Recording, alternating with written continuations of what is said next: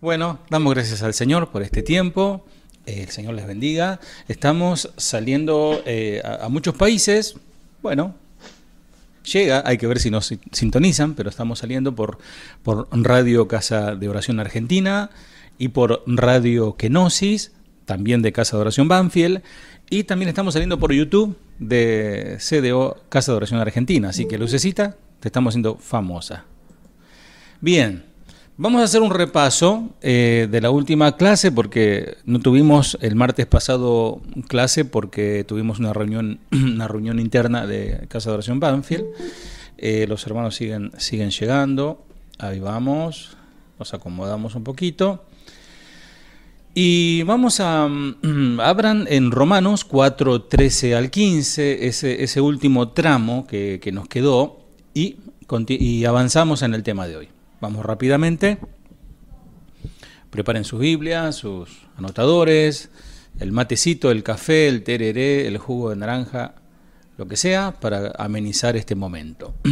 La bendición, como decía Cintia, ¿no?, de usar estos medios, no tenemos que trasladarnos, ni viajar, ni nada por el estilo, tomar frío en la parada del colectivo, ni nada de eso, y podemos compartir juntos este momento.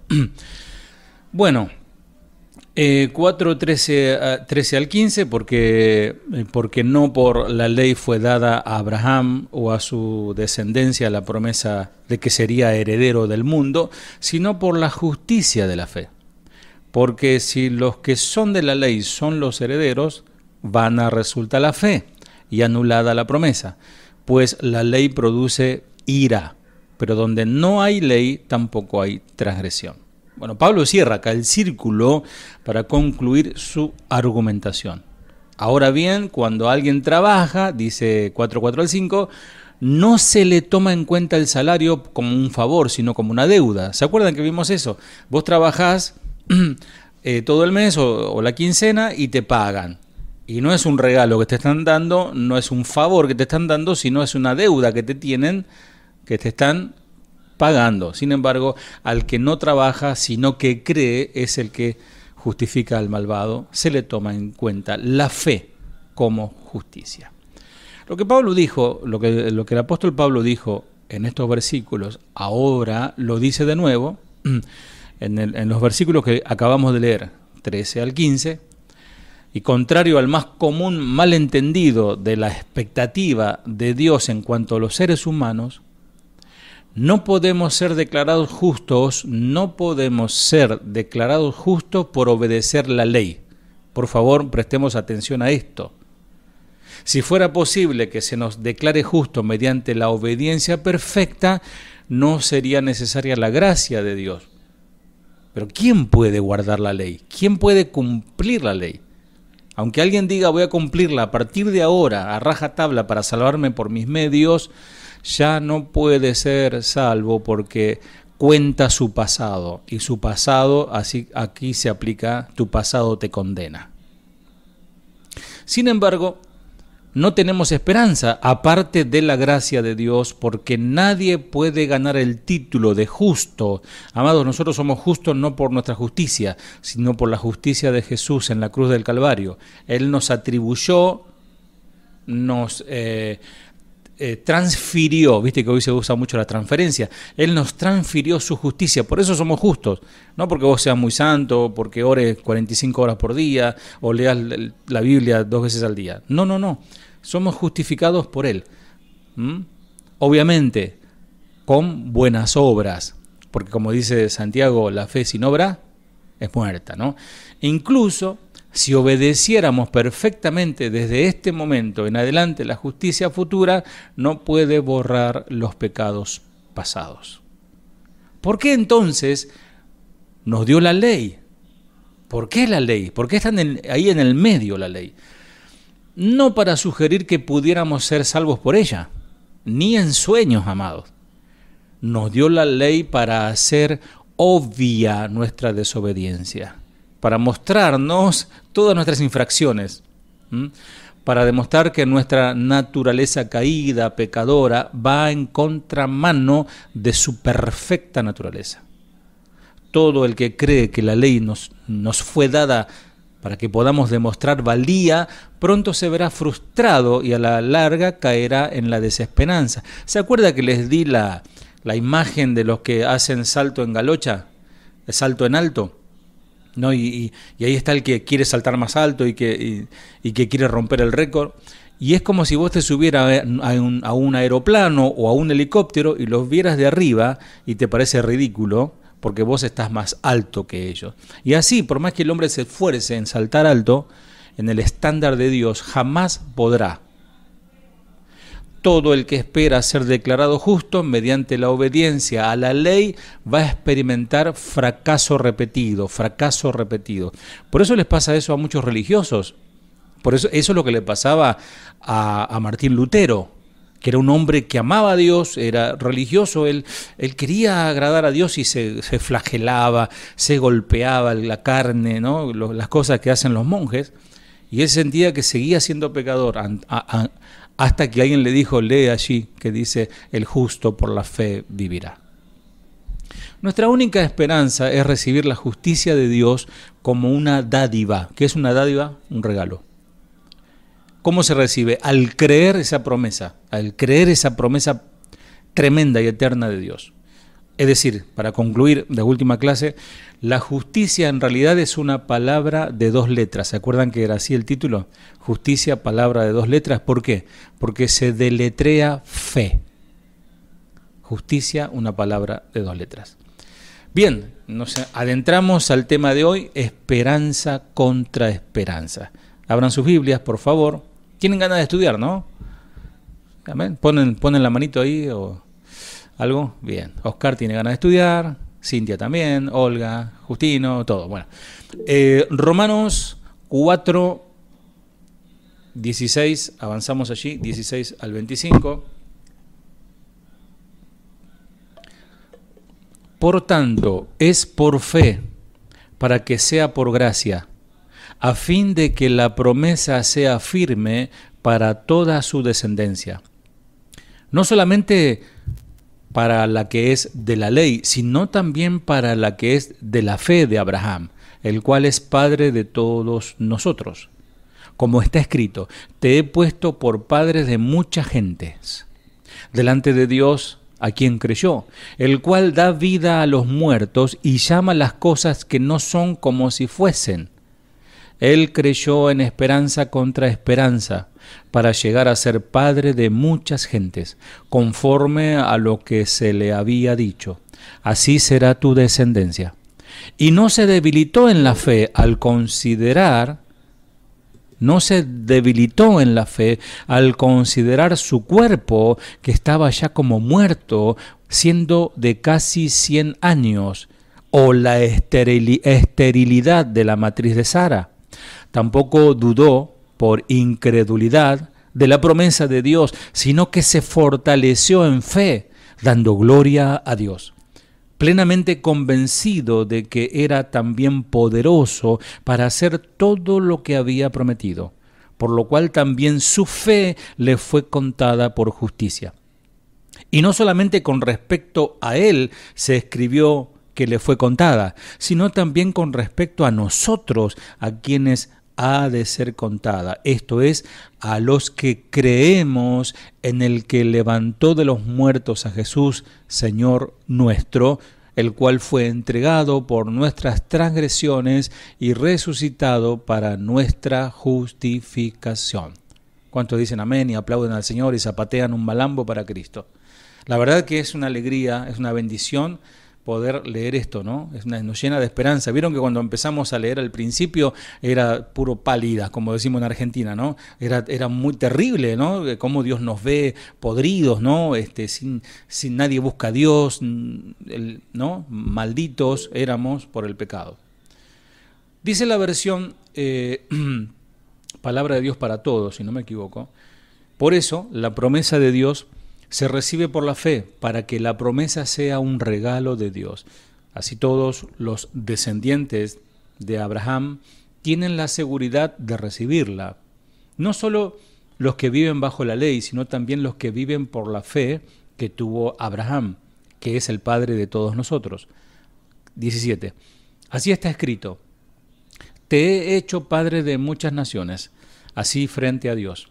Abraham creyó este mensaje, porque Dios puede dar vida a los muertos y crear algo de la nada. Dios le dijo a Abraham, tendrás muchos descendientes, y con toda esperanza creyó a Dios, por eso fue padre de muchas naciones. Abraham tenía alrededor de 100 años, no estaba en edad de tener hijos, y su esposa Sara era estéril. Abraham sabía todo esto, pero su fe no se debilitó. 20.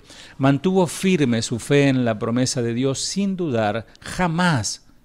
Cada día su fe se hacía más fuerte, y así él daba honra a Dios. Abraham estaba seguro de que Dios sería capaz de cumplir su promesa. Por eso él tomó en cuenta la fe de Abraham y lo aprobó. 23. Cuando la Escritura dice que tomó en cuenta su fe, no lo dice solo por Abraham. Eso fue escrito también para nosotros. Nosotros seremos aprobados por tener fe en el que resucitó de entre los muertos a Jesús nuestro Señor. Y 25. Jesús fue entregado a la muerte por nuestros pecados y fue resucitado para que fuéramos aprobados por Dios. Bueno, habiendo martillado en la primera mitad del capítulo 4, del 1 al 15, la verdad de que los seres humanos no pueden ganar la justicia de Dios por obras. Eso quedó claro, ¿no? Amados estudiantes del seminario de Casa de Oración Online de Banfield, ¿no? Quedó claro. Porque no, ay, pastor, ¿puedo ser salvo por obras? Lo mandamos a marzo, ¿no? A repetir el año. No. Pablo luego ilustra cómo Dios puede acreditarnos su justicia. Se debe a nuestra fe, esa palabrita tan chiquitita, término que ha atravesado muchos cambios de significado en la historia. Mark Twain, un escritor ateo él, puso las siguientes palabras en los labios de su personaje. Un detective aficionado al que de manera nada común le encantaban los hechos que se podían demostrar. Fe es creer lo que sabes que no es así. Decía Mark Twain, ¿no? Fe es creer lo que sabes que no es así. Es una expresión, obviamente, es una ironía. Amados, por desgracia, esto ha llegado a ser la definición primaria de fe en nuestros tiempos. O sea, la fe se ha transformado en algo, no sé en qué creo, sé que hay un Dios por ahí, pero bueno, mi fe es ciega, yo tengo una fe ciega, y eso está incorrecto. Porque la fe es la firme creencia en algo para lo cual no hay pruebas ahora. No, si alguien te dice, muéstrame a Dios, no tengo prueba. La única prueba que tenemos es la palabra de Dios. Pero no siempre fue así. Esta definición particular de la fe es el resultado de un cambio filosófico, un cambio fundamental en la manera en que la gente piensa en cuanto al universo que empezó en el siglo XVII y en las enseñanzas de Tomás de Aquino. Sus escritos pusieron los ámbitos espiritual y físico en categorías distintas y sugirió él maneras de demostrar que estaban conectados. Y esto es de profunda importancia porque hasta entonces casi todos percibían el universo como resultado de causas naturales y sobrenaturales simultáneas. En otras palabras, las personas solían dar por sentado que todo lo que sucedía era el resultado de la física y de las acciones de Dios, o de dioses en la cultura pagana, la energía o el ser superior. Trágicamente, lo que empezó con la división conceptual de Aquino en cuanto a los ámbitos espiritual y físico, se ha convertido en un horrible divorcio.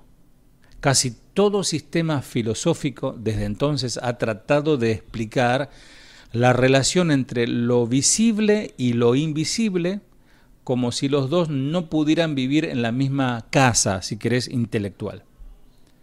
Con el tiempo, una filosofía del siglo XX llamada existencialismo, sugirió que la brecha entre los dos ámbitos no se pueden cruzar intelectualmente y que ni la ciencia ni la lógica pueden llevarle a uno a experimentar las realidades espirituales. Y de acuerdo a este pensamiento, los existencialistas, el ámbito espiritual es tan completamente otro que uno tiene que desafiar toda la lógica y dar un salto para cruzar la brecha. Uno debe dar un salto de fe, un salto a ciegas y confiar en que allí habrá algo en vez de la nada.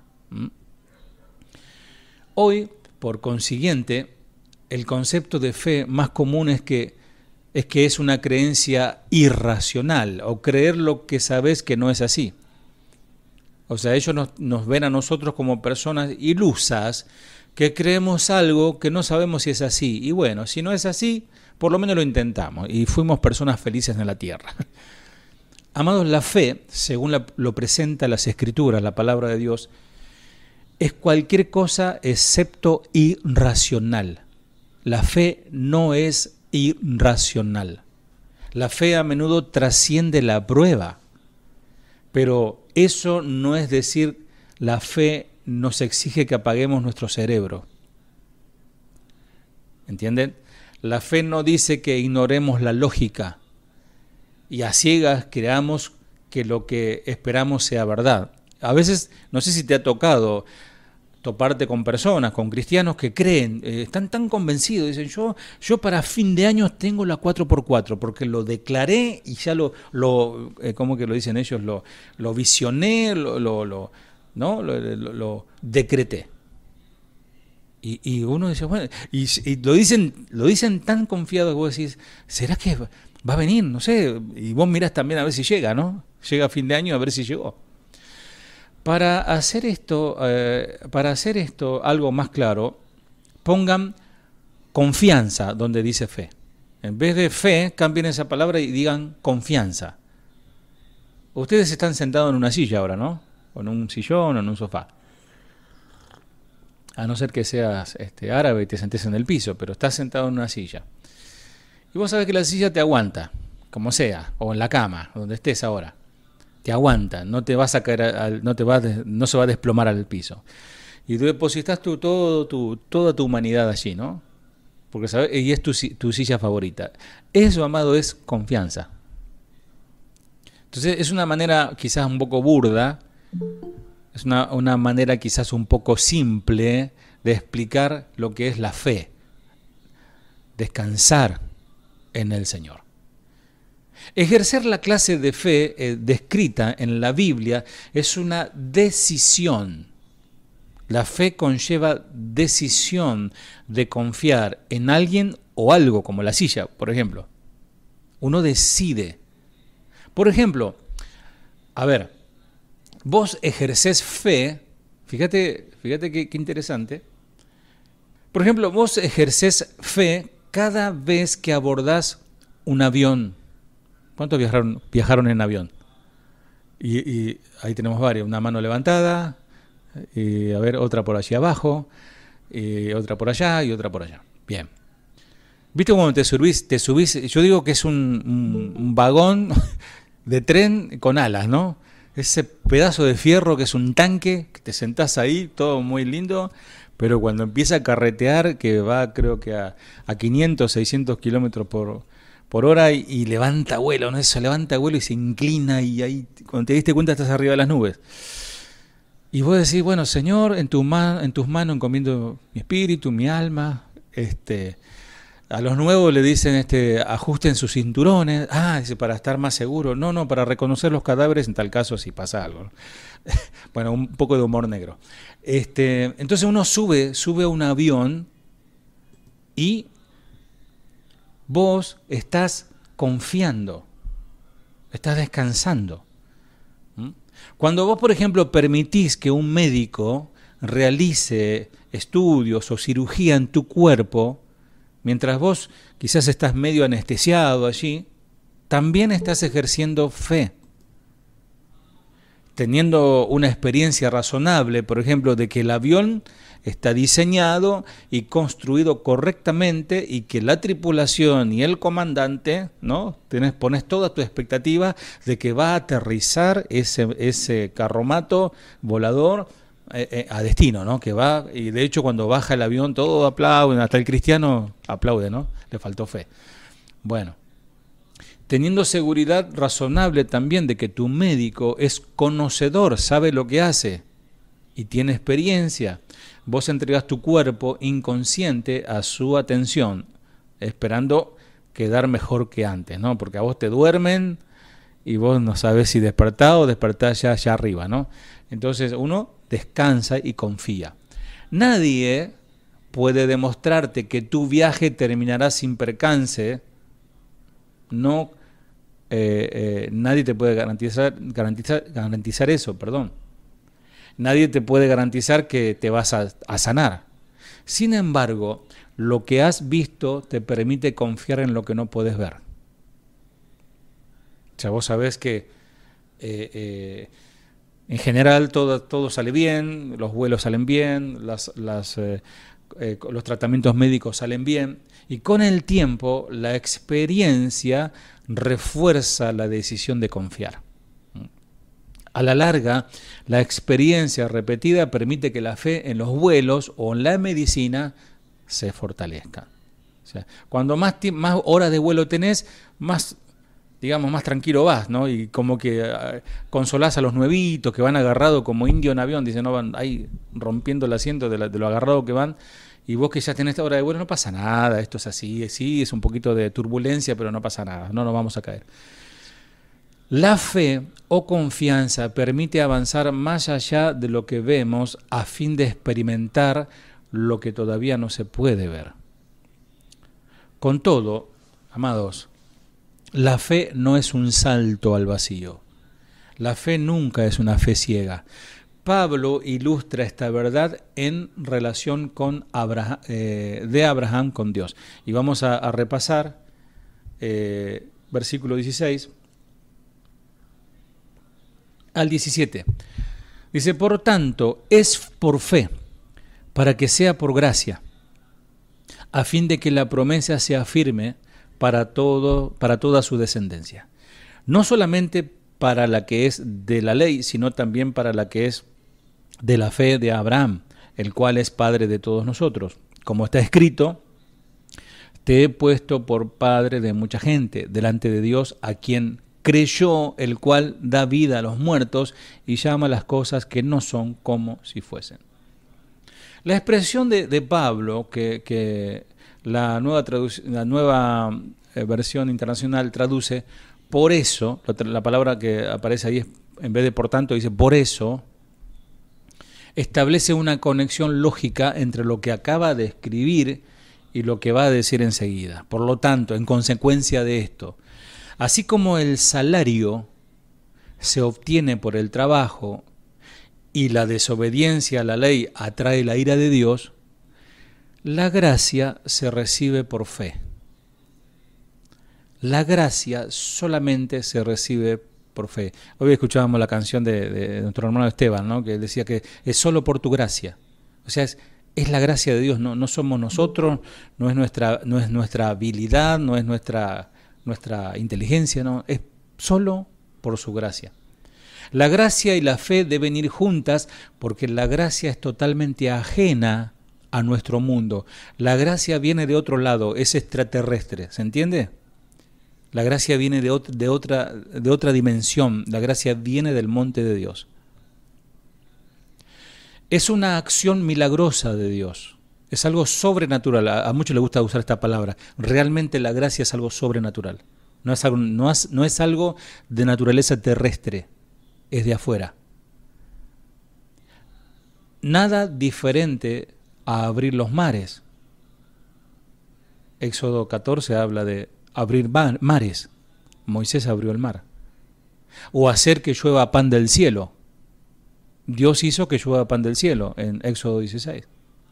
En los cuales el poder divino supera todas las demás fuerzas, o sea, es loco. Estamos en el desierto, no hay nada para comer y que empieza a caer el pan del cielo. Y la ciencia empieza, ¿no?, a buscarle la vuelta, no, que es un rocío, es pan del cielo. Y ellos se alimentaron mucho tiempo con ese pan. El mar se abrió. Los científicos dicen, no, lo que pasa es que hay como una bajada del mar y todo eso. Bueno, entonces el milagro es más grande porque fueron charquitos que quedaron ahí y pudieron cruzar. Entonces el milagro fue más grande porque un ejército profesional murió en un charquito, ahogado. Para ilustrar la dinámica sobrenatural de la gracia de Dios y la fe genuina, el apóstol de nuevo señala la experiencia del padre Abraham. De la misma manera en que Abraham es padre de los hebreos y su pacto con Dios es padre de todos los que se unen a Dios al confiar en Él. La vida de Abraham fue una jornada de fe. Un hombre que realmente es poderoso en fe. Empezó de manera relativamente pequeña, y esto quiero remarcarlo, porque enlaza mucho lo que estuvieron el domingo en Casa de Oración Banfield, y lo que escucharon quizás la enseñanza después en diferido. Hablamos de Sadrac, Mesac y Abednego, esos jóvenes, que su fe fue probada primero en cosas pequeñas, en el alimento. ¿Se acuerdan cuando los que lo alimentaban decían, no, como el rey quiere que estén bien alimentados, bien rozagantes, bien fuertes? Y ellos rechazaron la comida dedicada a los ídolos y dijeron, no, tráenos lenteja, poroto, habichuelas y no sé, frijoles, como dicen en México, y vamos a estar bien. Eso fue un acto de fe tremendo. Dios demostró que esos jóvenes se mostraron más rozagantes y más fuertes y poderosos comiendo solo legumbres. Y después tuvieron una prueba mucho más grande cuando se resistieron a adorar la estatua de Nabucodonosor. ¿Recuerdan? Lo mismo pasa aquí con Abraham. Abraham tuvo pequeñas dosis de prueba de Dios. Así va a pasar con tu vida. Pequeñas dosis, porque Él te está preparando para algo más grande. Empezó de manera relativamente pequeña cuando Dios lo escogió entre los caldeos. Ur de los caldeos, allí por Irak estaba este varón. Civilización idólatra, si la sabía, ubicada en la cuna de la humildad. Nadie sabe, y eso ya es materia de Dios, anoten Deuteronomio 29:29. Lo que Dios quiere, lo vamos a saber ahora. Lo que Dios no quiere es un secreto de Él, algún día lo sabremos. Deuteronomio 29:29. Entonces, nadie sabe por qué Dios seleccionó a estos caldeos en particular. No lo sabemos. Todo lo que sabemos es que no se debió a ningún mérito particular de Abraham. No había nada especial en él. El Señor le prometió un enorme territorio, una prole multitudinaria y una bendición eterna. ¡Wow! Y así, el futuro patriarca, mira, qué tremendo, ¿no? Porque patriarca y todavía ni siquiera era padre. Patriarca viajó por el valle del Tigris y Éufrates sobre la cresta del fértil creciente hasta el valle de Jordán. Décadas más tarde, imaginemos, amados, esta situación, estamos hablando de un varón, de un hombre anciano, ¿no? Los que por ahí tenés algunos añitos y no, yo ya estoy retirado, yo ya no puedo servir más al Señor. Estás en un error. Porque este hombre era un hombre anciano. Porque las películas te muestran a Abraham como un hombre de 40 años, ¿no? Con barba larga, etcétera, ¿no? Pero era un anciano, un ancianito. Este hombre,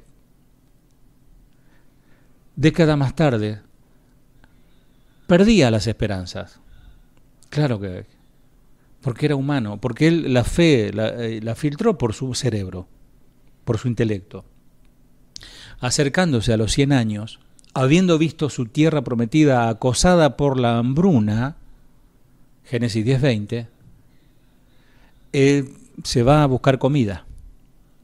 O sea que se bajoneó, como decimos aquí, ¿no? Dudó. El hombre de fe, ¿no? El amigo de Dios, dudó y se fue a buscar comida a Egipto. Su familia se dividió por la codicia. Un problema trae a otro, un pecado trae otro más problema. Por eso amados varones pastores de su casa, ¿no? Cuidémonos, porque si nosotros pecamos, arrastramos a toda la familia, traemos problemas a nuestros hijos, a nuestros nietos, a nuestros tataranietos. Su familia dividida por la codicia, Génesis 13. Y su shalom ubrahá, paz y bendición, fue destrozada por intrusos. Génesis 14. Abraham, padre exaltado, significa Abraham, simplemente Abraham, todavía no tenía hijos y era padre exaltado. Para animar a Abraham, el Señor se le apareció en un sueño y le confirmó que en verdad llegaría a ser Abraham, padre de una multitud de naciones. 17:4 de Génesis. Para sellar su promesa, el Señor, Dios, le cambió el nombre de Abraham a Abraham, padre de una multitud, y el nombre de su esposa Sarai, que Sarai significa contenciosa, le cambió el nombre a Sara, que significa princesa. El anciano respondió como lo habríamos hecho la mayoría de nosotros. ¿Qué hizo? Soltó una risa. Nosotros teníamos, predicando sobre este tema, una ancianita en la iglesia, ya partió con el Señor, nuestra amada Sixta, y ya tendría unos 80 y algo de años. Y yo hablando de esto, y le digo, a ver, Sixta, te voy a dar una palabra, y vos a ver cómo reaccionás. Para el año que viene vas a tener un bebé. Y se entró a reír, no podía aguantar la tentación de risa. Obviamente, y toda la iglesia se rió, porque es algo antinatural y algo ridículo. Entonces, Abraham inclinó el rostro hasta el suelo y se rió de pensar, ¿acaso? Y ahí atravesó su fe por el cerebro, ¿no? ¿Acaso puede un hombre tener un hijo a los 100 años y Sara ser madre a los 90? Y encima, estéril. Por eso le dijo a Dios, concédele a Ismael vivir bajo tu bendición. Génesis 17. ¿Quién es Ismael? ¿Cómo aparece Ismael? Bueno, el producto, Ismael es producto del yerro. ¿Saben lo que es yerro, no? Errar.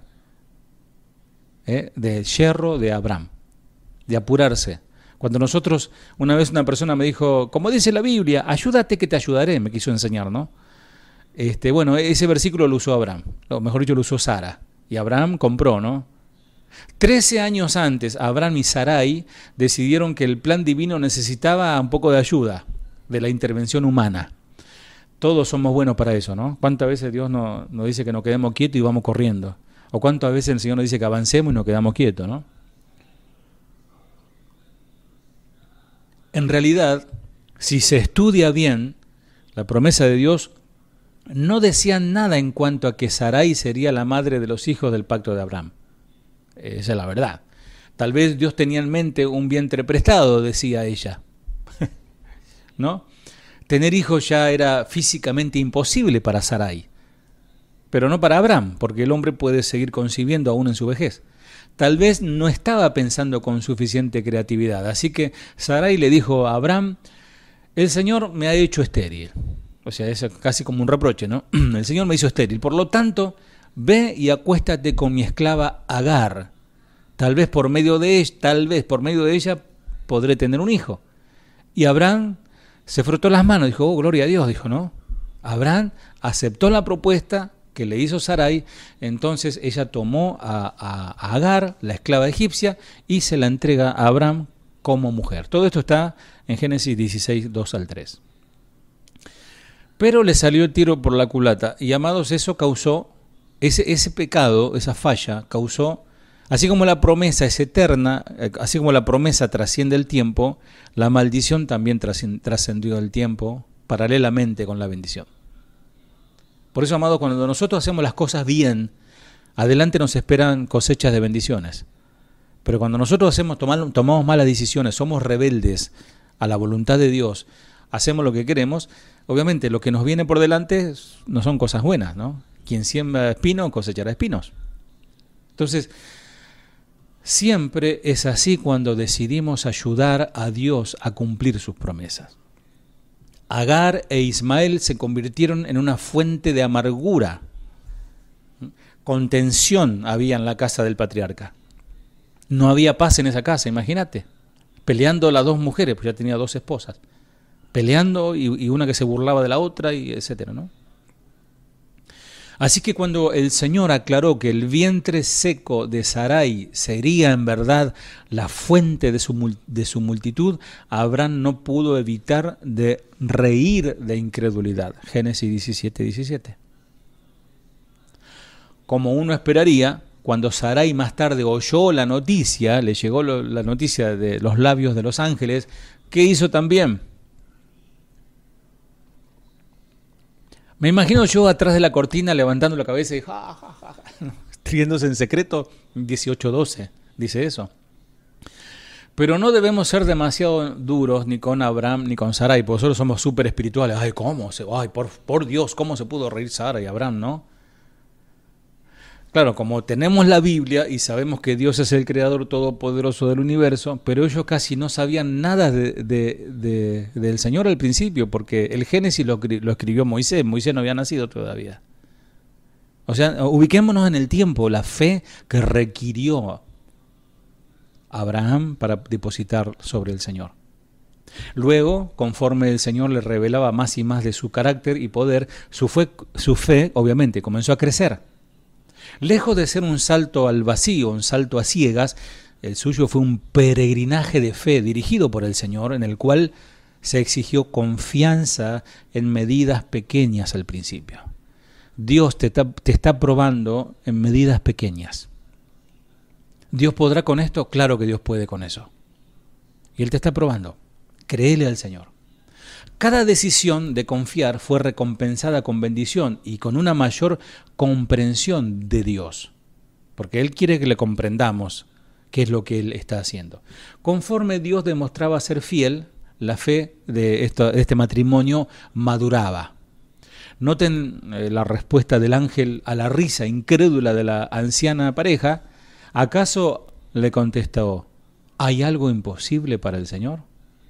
Ustedes respóndanme con sus cabecitas. ¿Acaso hay algo imposible para el Señor? Amén. No, nada. Génesis 18:14. Nuestra perspectiva limitada, atada a la naturaleza, se habría enfocado en el hecho de que una mujer de 90 años que no puede tener hijos, no puede tener hijos. Pero Dios no está sujeto a las limitaciones del mundo natural. Por eso lo que vos veas como algo imposible y a vos todo el panorama que te muestran es negativo y no hay solución para esto y no puede ser. Dios es especialista en lo imposible, porque no hay imposible para Dios. Él es sobrenatural, está por encima de la naturaleza. No solo es capaz, sino que está dispuesto a lograr lo que nadie puede. Por eso es Dios y por eso le alabamos solo a Él, le glorificamos solo a Él. Es ridículo, amados, que en un lugar de adoración adoremos a un hombre, alabemos al pastor, ¿no? Al apóstol, a la profeta, al músico, al cantante por sus talentos. Es ridículo cuando el que merece toda gloria sea aquel Dios que todo lo puede.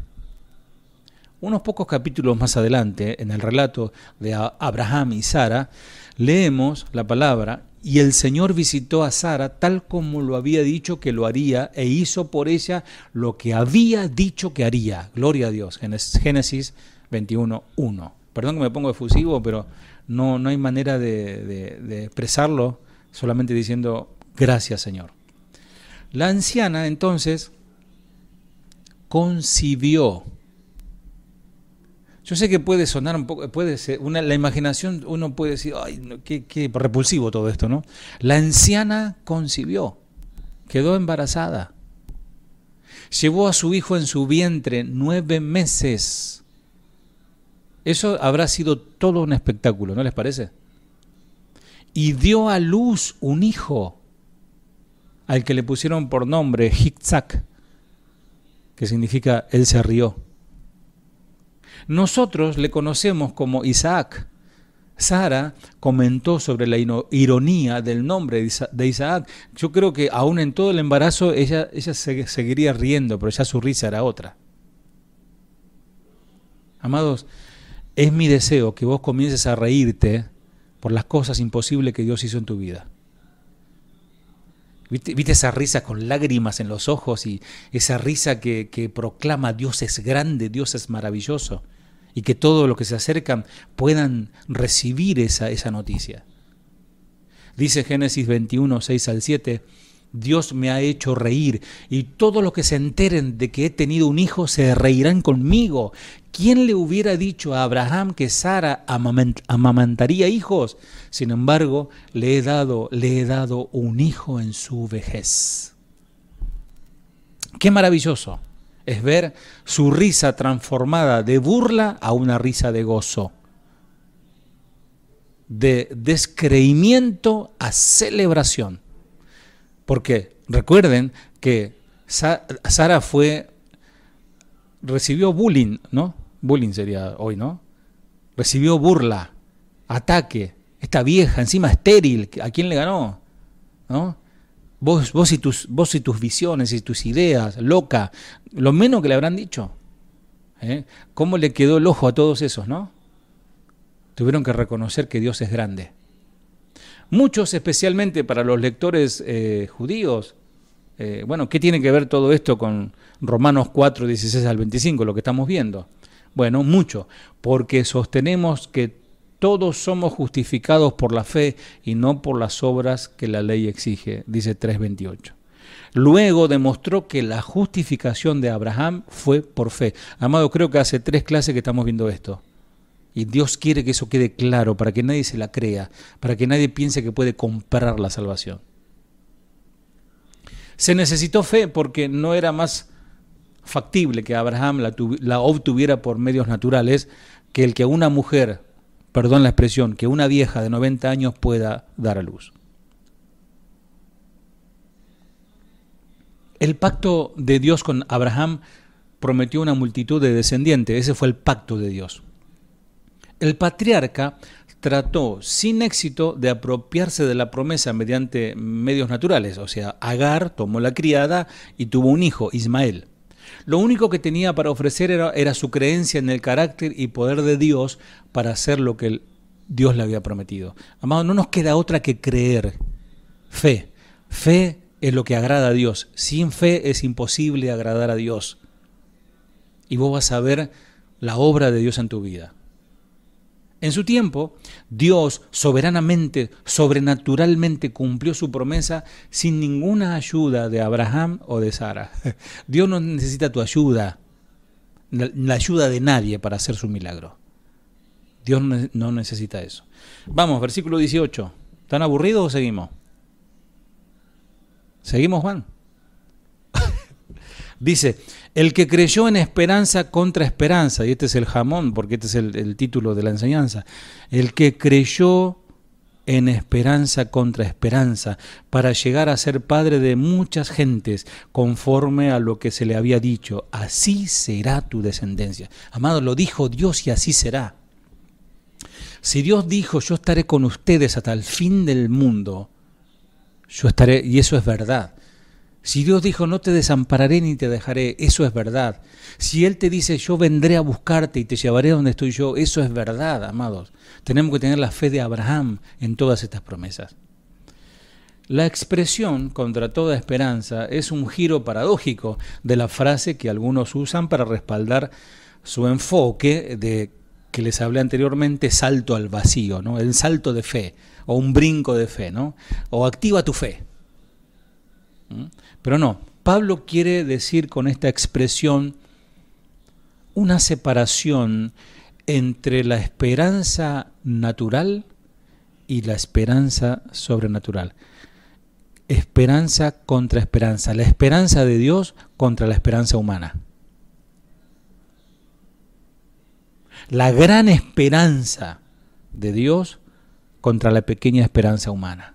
Y bueno, lo último que se pierde es la esperanza, y bueno, vamos a ver qué Dios hace. Eso no es esperanza. Y Dios quiere que tengamos la esperanza de Dios. Amados, si yo les preguntara a ustedes cuántos vieron un milagro en sus vidas, si yo les contara los milagros que yo he visto, no solo de sanidades, los milagros de transformación, de vidas transformadas. Cuando nadie daba esperanza de esa situación, Dios puso su esperanza. Pablo quiere decir con esta expresión una separación. Esperanza natural, esperanza sobrenatural. En otras palabras, Abraham puso su esperanza en el poder sobrenatural de Dios, que él iba a realizar lo que no tiene esperanza, iba a tener esperanza. Pero su esperanza no fue un salto al vacío, amados. Le era muy razonable para creer en el poder sobrenatural de Dios porque lo había visto ya a Dios en acción antes. Todavía más, la fidelidad de Dios le permitió a Abraham confiar en él sin tener que saber específicamente qué seguía adelante. Cuando Dios le dice, sal de tu parentela, sal de tu tierra, bueno, él vio la mano de Dios allí. Pablo, el apóstol, usa el hecho de que Abraham creyera contra toda esperanza como un patrón para el tipo de fe que debemos tener nosotros. Selah. Mediten. Llegar a ser suficientemente buenos para ir al cielo no es algo que pudiéramos lograr por nuestros medios humanos y naturales. Es algo que solamente podemos recibir por fe. Si vos estás pensando que vas a ir al rapto con tus saltitos al aire, estás frito. Vos vas a ser arrebatado por el Señor por tu fe puesta en Él. Él va a hacer todo, vos no vas a hacer nada. Sin embargo, dicha fe no es un salto a ciegas, ni una decisión para confiar contra toda razón o prueba. Dios ha demostrado ser digno de confianza. O sea, la fe no está puesta, nuestros ojos no están puestos en lo imposible, sino está puesto en el Dios de todo lo posible. Abraham y Sara atravesaron un largo periodo de espera, lo que pudiera parecer cruel desde el punto de vista humano, pero el Señor utilizó la demora, y grábense esto, y sobre todo los de Banfield, porque el Señor les va a hablar el domingo, las demoras para lograr dos objetivos importantes. Dios demora muchas veces. A veces Dios es demorón, porque Él sabe por qué demora. Primero, quería que Abraham y todos sus descendientes entendieran que su pacto era divino en su origen y sobrenatural en su cumplimiento, que todo viene de Dios, de arriba.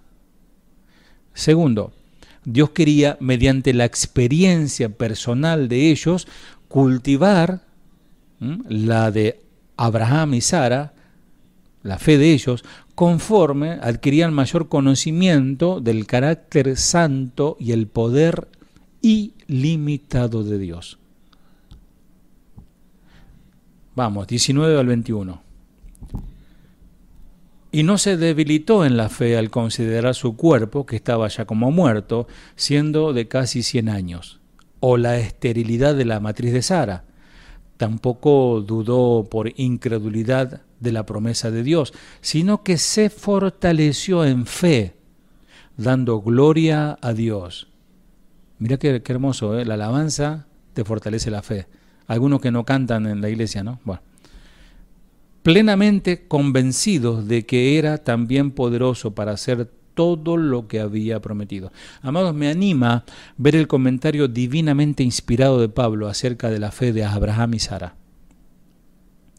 Al leer su experiencia veo múltiples ejemplos de una fe que renguea, ¿no? Cojea. Sin embargo, Dios no miró tanto a su crecimiento vacilante como a su destino final. Desde nuestra perspectiva, claro, titubearon mucho en el camino. El Señor más bien mira el hecho de que llegaron a pesar de que Él dudó y se fue a Egipto y pasaron cosas, ¿no? El Señor los llevó a destino. Tal vez se rieron, pero su risa no anuló su confianza. La risa puede puede traer un poquito de cuota o de pizcas de incredulidad. Pero Dios no anuló su confianza, porque confiaban en el Señor. Como te pasa muchas veces a vos, ¿no? Que venís a la iglesia y tenés muchas cuestiones, y decís, ay Señor, yo te amo, te adoro, pero ¿qué va a pasar con esto, no? Y yo estoy seguro que crees en Dios, pero a veces no crees que ese mismo Dios pueda hacer un milagro en tu situación. La anciana pareja tomó en cuenta su cuerpo decadente y su potencia sexual disminuida cuando eligieron creer a Dios. O sea, imagínate la promesa, una mujer, 90 años, estéril. El Señor le dice, vas a ser mamá. Ella mira su cuerpo y dice, no sirvo para nada, no sirvo para esto. No va a funcionar, no va a andar. A pesar de las ocasiones, de las ocasionales reveses, la mente de Abraham permaneció sólida. Débil en la comprensión humana de cómo iba a ser esto, pero siempre fija en Dios y en nadie más. Amados, ese debe ser, copiemos a Abraham ahí. Aunque no entendamos lo que está pasando y a veces vengan las dudas y a veces vengan las preguntas, miremos a Dios, confiemos en Él, porque Él no falla. Aunque nosotros fallamos, Él no falla. Gradualmente, ya vamos por el final, gradualmente la experiencia de Abraham con Dios le dio una mayor capacidad para confiar en Él, a pesar de las aparentes contradicciones que lo rodeaban. O sea, miraba para todos lados y todo era imposible. Y le preguntaba a alguno y no, es imposible. Le preguntaba al otro y se le reía en la cara. Su confianza se fortaleció al punto de que pudo creer sin reservas que Dios cumpliría todo lo que le había prometido. Una última prueba.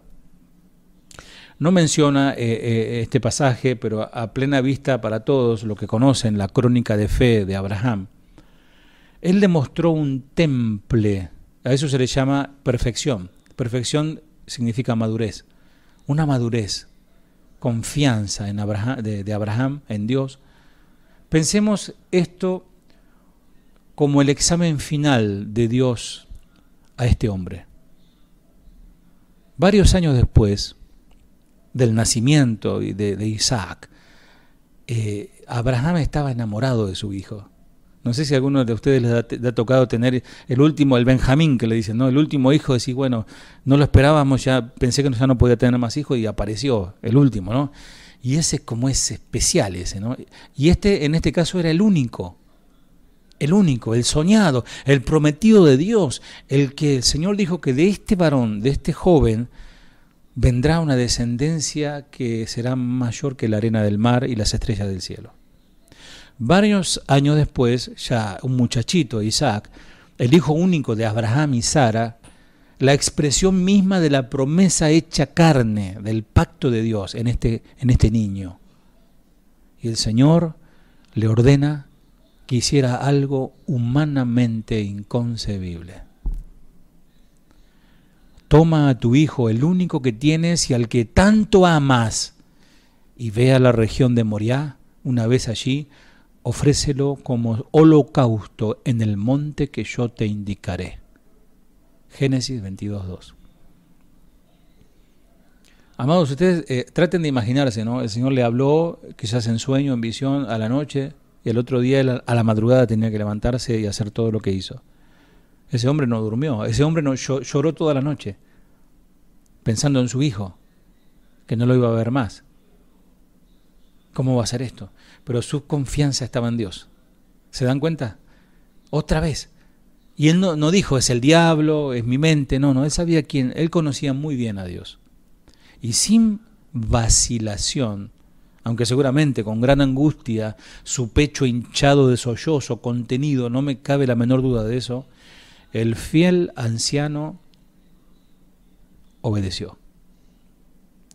Cuando los dos se acercaban al lugar señalado para el sacrificio, aquí le dijo el Señor, es aquí. Isaac, que no era ningún tonto, hizo la pregunta pertinente. Papá, aquí tenemos el fuego, la leña, pero ¿dónde está el cordero para el holocausto? Génesis 22:7. La respuesta de su papá se pudiera estimar como evasiva, quizás con su voz temblorosa, quizás con sus ojos llenos de lágrimas y disimulando que lo vea su hijo. Pero yo veo en sus palabras una decisión de confiar en la bondad de Dios sin tener que entender cómo, cuándo Dios iba a cumplir su promesa. El cordero, hijo mío, lo proveerá Dios. 22:8. Obvio que esta es una palabra que trasciende el tiempo, está hablando de Jesús. es profético, él lo dice, ni se da cuenta de lo que está diciendo, pero él dice, lanza una palabra, el Cordero, faltó que ponga el Cordero de Dios que quita el pecado del mundo, lo proveerá Dios. Si esta hubiera sido la primera experiencia de Abraham con Dios, su fe se pudiera considerar como un salto al vacío. Ahí sí, ¿no? Bueno, me habló Dios, bueno, voy a hacer lo que me dice. Más bien, amados, es la culminación de una jornada, de una serie de pruebas de fe. ¿Se dan cuenta? Cómo Dios va preparando el corazón. La fe es probada como el oro en el fuego. Más bien es la culminación de una jornada de fe, iniciada por Dios, dirigida por Dios, sustentada por Dios, cultivada por Dios y completada por Dios. Por supuesto, con la participación dispuesta, obediencia de Abraham. La fe plenamente desarrollada del patriarca rindió el fruto de la obediencia, a lo cual el Señor respondió: puesto que me has obedecido, todas las naciones del mundo serán bendecidas por medio de tu descendencia. Génesis 22, 18. Y vamos al final, versículo 22 al 25. Por lo cual, también su fe le fue contada por justicia. Y no solamente con respecto a él se escribió que le fue contada, sino también con respecto a nosotros, a quienes ha de ser contada. Esto es, a los que creemos en el que levantó de los muertos a Jesús, Señor nuestro, el cual fue entregado por nuestras transgresiones y resucitado para nuestra justificación. Desde una perspectiva natural humana, uno pudiera pensar que la obediencia de Abraham al mandamiento de Dios le ganó la bendición del pacto. O sea, bueno, la ilustración de Pablo sobre el monte Moriah demuestra que la obediencia de Abraham fue una manifestación visible de su fe. No fue un salto al vacío. Y que fue su fe lo que le permitió recibir la dádiva divina de la justificación. Porque Dios lo justifica. Dice, su fe le fue contado por justicia. Pablo amplía el punto a fin de hacer una conexión importante. Abraham es el padre de los hebreos, pero no solo de ellos, es padre de todos los que reciben la gracia de Dios por fe y son declarados justos, aunque no por méritos propios. La única diferencia entre Abraham y nosotros es que específicamente debemos creer. Abraham fue llamado a obedecer la orden de Dios de sacrificar a su único hijo, sabiendo que Dios proveerá.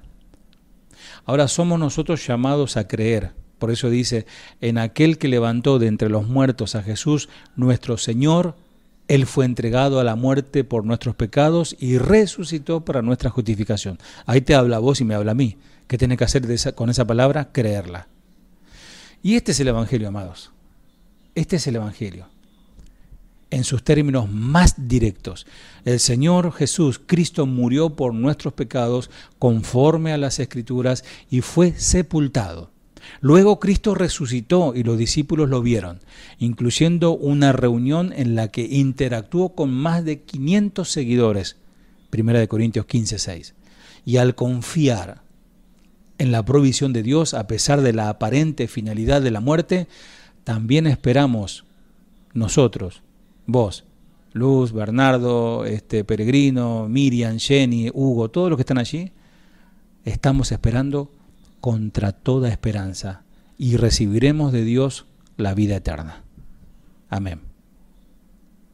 Amados, si el Señor no dice otra cosa, el próximo martes seguiremos con nuestro estudio Epístola a los Romanos. Que Dios te bendiga. Al Cordero que fue sacrificado, al digno de recibir adoración, el poder y las riquezas doblan sus rodillas ante tu altar. La sabiduría y la inteligencia te piden consejos para no fallar.